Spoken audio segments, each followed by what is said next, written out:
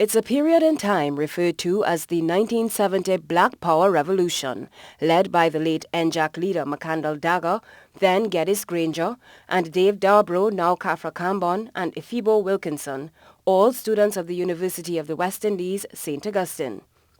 Mr. Kambon said the Black Power movement of the United States and the struggle for equal rights in Canada by students of the Sir George Williams University in Montreal ignited a passion in UWI students.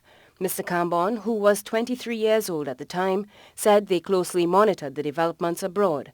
A march on February 26, 1970, descended on the Cathedral of the Immaculate Conception, and the demonstrators invaded the sacred space. Mr. Kambon told TTT News, at the time, their demonstration was a peaceful one. I think maybe 2 statues might have been covered, the heads covered.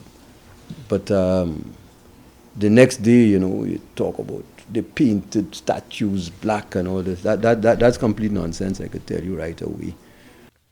Mr. Kambon said another march took place on April 6th, in which fellow protester Basil Davis was shot and killed by a police officer in the vicinity of Woodford Square.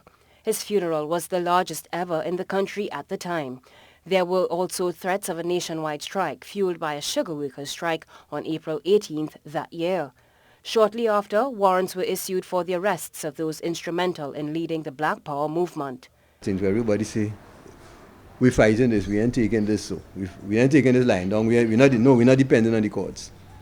So by the time the next time we went to court, and the police acted against people, people spontaneously went and started to break up show windows in Port of Spain. That was the beginning of breaking up of show windows.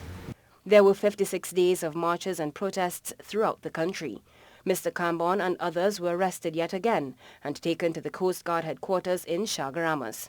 A state of emergency had been declared. Without being told where they were being taken, the men were whisked away to the remote and desolate Nelson Island. Some of us did not stay very long, but some stayed for the full length of the emergency, which was about 8 months, either 7 or 8 months.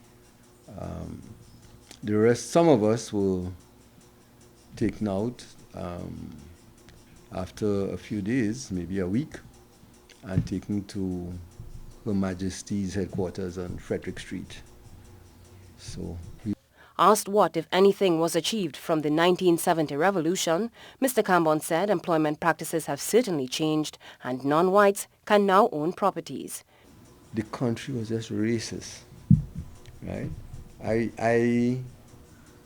Not that I was looking for one, make no mistake about it, but I would not have been able to get a job in a bank, right? Because of my color. You would not have been able to get a job in a bank. The leader of the Emancipation Support Committee said if he had to do it all again, he would without hesitation. He said there's still an undercurrent of racism throughout the country, but he continues to work towards equality for all. Khrystal Wilson, TTT News.